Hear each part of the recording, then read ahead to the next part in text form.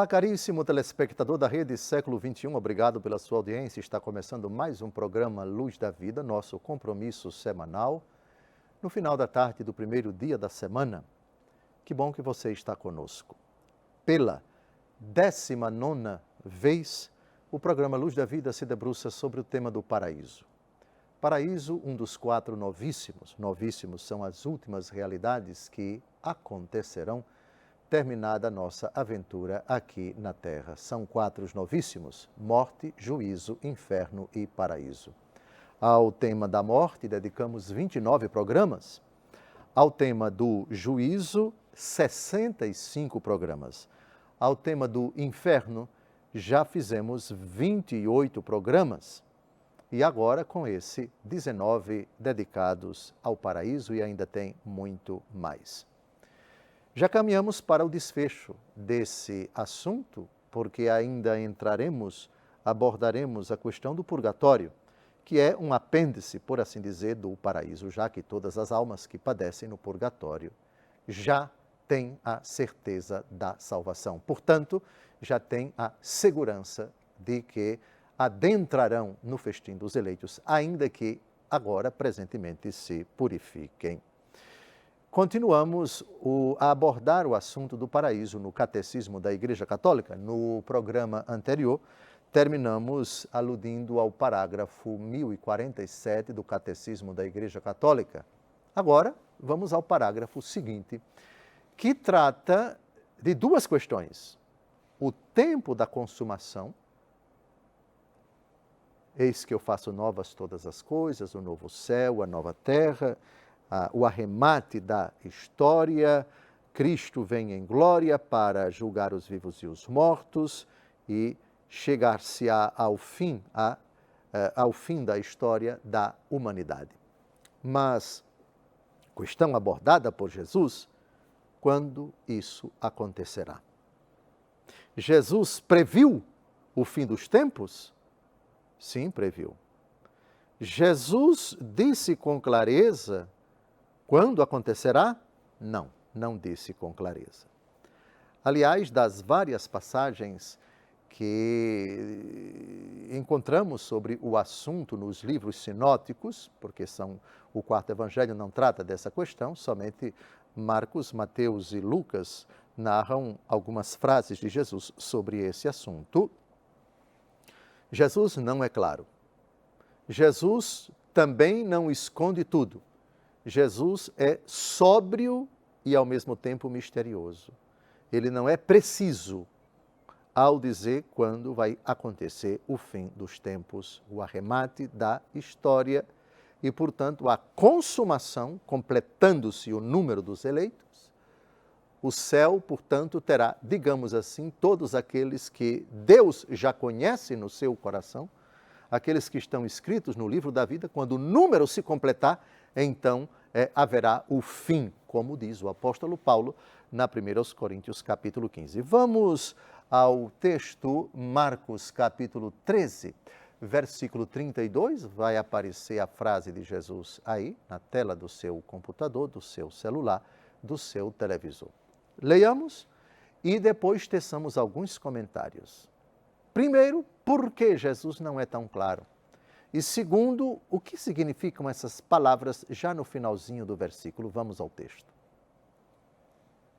A respeito, porém, daquele dia ou daquela hora, ninguém o sabe. Nem os anjos do céu, nem mesmo o Filho, mas somente o Pai. Quando vai ser o dia do fim dos tempos? Ninguém sabe. Quando vai ser a hora do fim dos tempos? Ninguém sabe. Mas o que causa surpresa aqui, pelo menos para aqueles que professam que Jesus Cristo é Deus com o Pai e com o Espírito Santo, isto é, todos os cristãos que professam a fé na Trindade, é a frase que Jesus diz: nem os anjos sabem, nem o Filho, mas somente o Pai.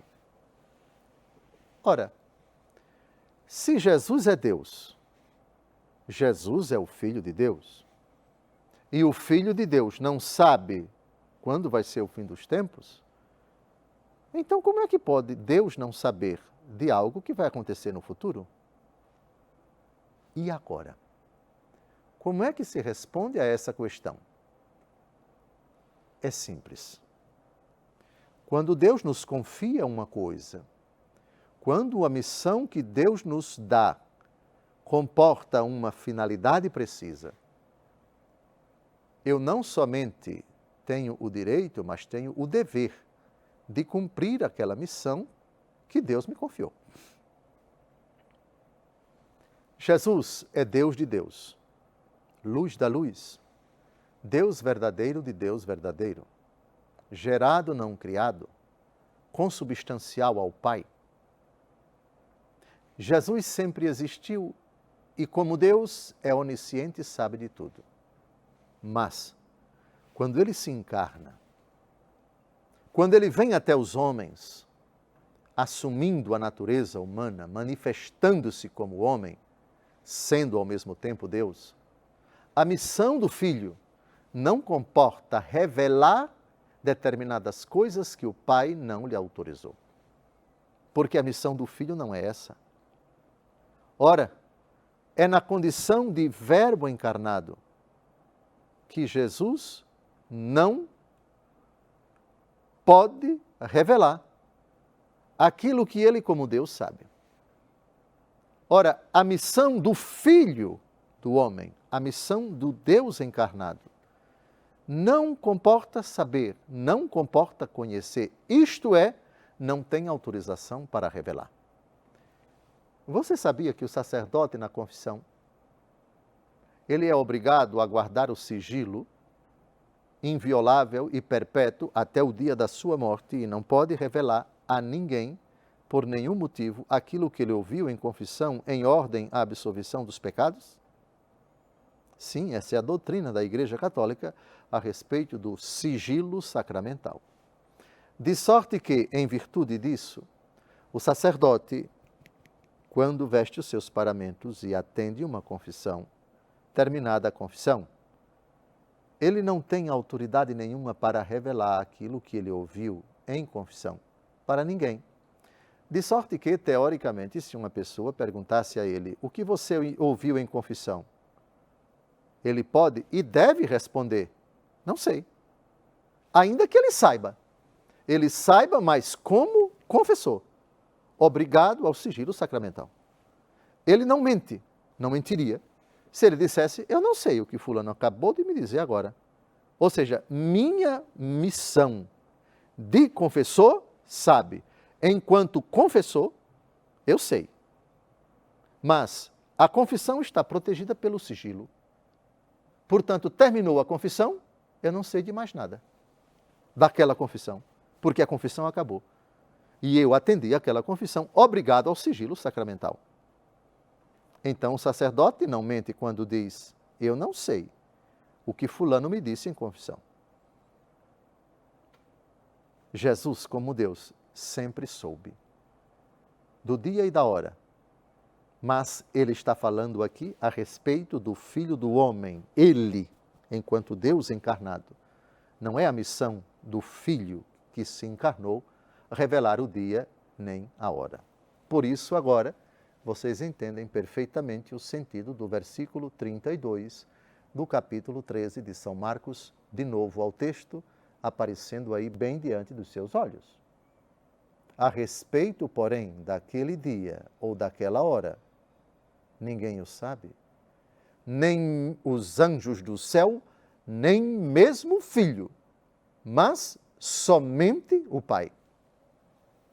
Estritamente falando, o Pai, que é Deus, sabe, o Filho, enquanto Deus, sempre soube, como o Pai sabe, o Espírito Santo, como Deus, sempre soube, porque é Deus. Quando Jesus diz somente o Pai, ele está fazendo as vezes do Pai, representando o Pai. Filipe, quem me vê, vê o Pai. Por ora, o Filho, que é Deus, sabe. Mas o Filho encarnado que está aqui diante de vocês, não sabe porque não é a missão dele revelar. Então, o somente o Pai nem exclui o Filho que é Deus e enquanto Deus, do conhecimento do dia e da hora, nem exclui o conhecimento do Espírito Santo a respeito do dia e da hora, porque ele é também Deus com o Pai e com o Filho. Dito isso, agora vamos ao parágrafo 1048 do Catecismo da Igreja Católica. Ignoramos o tempo da consumação da terra e da humanidade e desconhecemos a maneira de transformação do universo. Passa certamente a figura deste mundo, deformada pelo pecado. Mas aprendemos que Deus prepara uma nova morada e nova terra. Nela reinará a justiça, e sua felicidade irá satisfazer e superar todos os desejos de paz que sobem aos corações dos homens. Ignoramos o tempo da consumação da terra e da humanidade. Há certas ignorâncias que são boas. Essa é uma delas. Há certas coisas das quais não convém que saibamos. Porque não é prudente, porque não é recomendável, tanto do ponto de vista psicológico, quanto do ponto de vista espiritual. O que você acha que a humanidade experimentaria se soubesse que o fim do mundo seria no final do mês? As consequências são catastróficas, nem precisa falar. Só vislumbre, teoricamente, o impacto que isso causaria nas pessoas, sobretudo as desavisadas, as medrosas, etc. Se não é conveniente que nós saibamos o fim da nossa do fim da nossa existência terrena, isto é, o dia da nossa morte,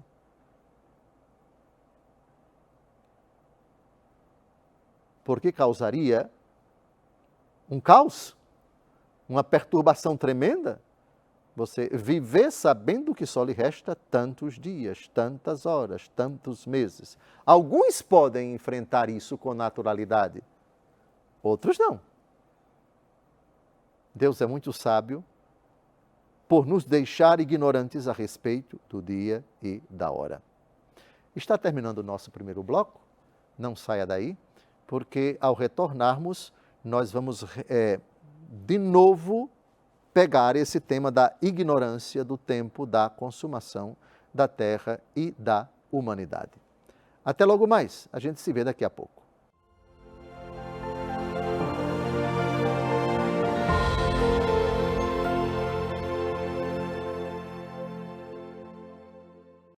Estamos no segundo e último bloco do nosso encontro semanal, programa Luz da Vida, pela 19ª vez dedicado ao tema do paraíso, um dos 4 novíssimos. Novíssimos são as últimas realidades que acontecerão terminada a nossa breve aventura aqui na Terra. São 4 os novíssimos: morte, juízo, inferno e paraíso. Ao tema da morte dedicamos 29 programas, ao tema do juízo 65 programas, ao tema do inferno dedicamos 28 programas e ao paraíso, com este, são 19 programas e ainda tem muito mais pela frente. Terminamos o primeiro bloco comentando o parágrafo 1048 do Catecismo da Igreja Católica, que fala do desconhecimento nosso acerca do tempo da consumação da terra e da humanidade e também a maneira da transformação do universo. Então, terminamos falando por que não é conveniente que nós saibamos. A conveniência é que nós não saibamos, justamente para que cumpramos, vivamos em expectativa de uma iminente irrupção do fim dos tempos, da consumação da história. Jesus diz: a respeito daquele dia ou daquela hora, ninguém o sabe. Ninguém. Não foi dado a ninguém saber o momento, o tempo, o dia, a hora da consumação da terra e da humanidade. Entenda-se terra aqui, tudo aquilo que Deus fez, não apenas o planeta Terra, terra no sentido bem mais amplo, porque vi um novo céu e uma nova terra é uma expressão que está no Apocalipse, mas tem outra. Eis que eu faço novas todas as coisas. Então a expressão todas as coisas engloba não apenas o que está no planeta Terra, mas todas as criaturas do universo. Deus as criou para que elas existissem. Deus não criou-as para destruí-las. Consumação da terra e da humanidade. O que significa essa palavra? A palavra sumo significa a essência. Evoca também a ideia de completeza, de totalidade. Portanto, uma coisa consumada é uma coisa completa, é uma coisa que foi feita na integralidade. É uma coisa que é toda, é o todo. A terra é consumada, a humanidade é consumada quando ela atinge aquele momento derradeiro que Deus estabeleceu para ela. E qual é o momento derradeiro? Jesus, por meio do apóstolo Paulo, na primeira aos Coríntios, diz de uma forma muito bonita: e então haverá o fim, quando Cristo colocar todos os seus inimigos como escabelo dos seus pés, quando ele entregar o seu reino ao Pai. Pronto. Quando a história que é conhecida somente por Deus atingir o seu ponto derradeiro. Qual é o ponto derradeiro da história? Aquilo de que o próprio Jesus, no início do Apocalipse, capítulo 1, diz, falando de si: eu sou o alfa e o ômega, o princípio e o fim. Portanto, o que é o ômega da história? O que é o fim da história? É o derradeiro instante dela. Qual vai ser o derradeiro instante dela? Ele é descrito pelo capítulo 25 do Evangelho segundo Mateus, de 31 a 46, a famosa cena do juízo final. As trombetas tocarão, Cristo virá em glória, com poder, cercado dos seus anjos, para julgar todos os homens, divididos em duas categorias, os eleitos à direita e os condenados à esquerda dele. Pronto. A consumação da história significa ela atingiu a sua plenitude. A expressão usada pelo apóstolo Paulo numa de suas cartas, na plenitude dos tempos, Deus enviou o seu Filho, nascido de uma mulher, segundo a lei, para remir os que estavam sob a lei, é uma expressão que pode, salvaguardadas as proporções, as devidas proporções, é a plenitude da história. Se o dia da encarnação do Verbo é o momento em que o tempo atingiu sua plenitude, o tempo, a consumação da história é a plenitude dela. Plenitude dos tempos, a encarnação. Plenitude da história, consumação da história, a vinda do Filho do Homem. O arremate da história, quando o tempo vai acabar. Desconhecemos o tempo, desconhecemos o momento em que o tempo deixará de existir. E deixando de existir o tempo, ou seja, deixando de existir a sucessão de momentos, ou seja, enquanto houver antes, durante e depois, enquanto houver essa realidade que pode ser quantificada, o relógio de pulso, o relógio de bolso, o relógio do computador, o relógio do carro, eles medem segundos, minutos, horas, dias, meses, anos, decênios, séculos, milênios e assim por diante. Enquanto isso está acontecendo, o que significa dizer que enquanto há tempo há mudança. Mudança física, mudança climática, mudança psicológica, mudança espiritual. Cristo ainda não veio, a história não está consumada. O tempo está em andamento, ainda que uma das palavras de Jesus no livro do Apocalipse seja essa, curiosa: eis que eu venho em breve. Em breve. Brevidade é um substantivo que tem relação com o tempo. É um substantivo temporal, porque brevidade supõe não vai demorar muito tempo, vai ser logo, está na iminência de, ainda que a Bíblia não defina. Que brevidade é essa? É um dia? É uma semana? São 10 mil anos? São 50 mil anos? Não sabemos.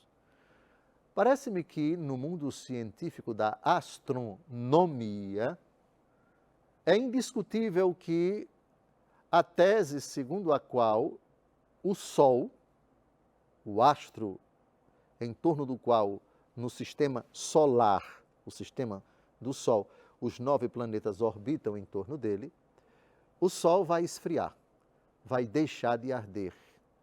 Não vai mais ser essa estrela incandescente de quinta grandeza, como tantas outras estrelas que nascem e morrem, por favor. É claro, vai demorar muito. Quantos milhões de anos? Eu, sinceramente, não sei, preciso voltar a estudar para ver isso. E não estaremos aqui para ver esse acontecimento. Então, vejam, pelo menos com esse dado da ciência astronômica, podemos afirmar com certeza, a Terra vai desaparecer. Não haverá condições de vida no planeta Terra quando o Sol esfriar, porque o Sol esfriando não temos a luz necessária para a vida dos animais, dos vegetais, para a nossa própria vida. Alterações climáticas, geológicas, nos mares, nos rios, os animais vão morrer, haverá uma temperatura tão baixa que isso aqui vai ser uma geleira, e das duas uma, ou a humanidade se muda para morar em outro planeta que tenha condições de vida, ou então vamos desaparecer. Mas isso é uma abordagem científica no ramo, no âmbito da astronomia. Até a ciência corrobora aquilo que está na Escritura. Por outro lado, e aí nós vamos tratar disso no programa seguinte, é a maneira da transformação do universo. Isto é, como é que vai ser, se Deus criou o Sol, as estrelas, os astros, os planetas, os buracos negros, tudo aquilo que existe no céu, na terra, nos mares, nos lagos, o ser humano, etc., como todas essas criaturas vão ser transformadas? Como isso vai acontecer? Como é que se concebe uma cobra venenosa, que agora é terrível e causa o mal para as pessoas, vai ser na eternidade? Nós desconhecemos. Mas que vai mudar? Vai. Mas que ela também vai integrar aquilo que a Escritura chama de novo céu e nova terra, isso é indiscutível. Então, nós vamos tratar disso no próximo programa. Esse é apenas para a questão do tempo, ou seja, ninguém pode prever com clareza. Não foi dado a Jesus, enquanto Verbo encarnado, revelar isso, ainda que ele, como Deus, sempre sabe e não nos revelou, porque essa não era a sua missão. Ignoramos.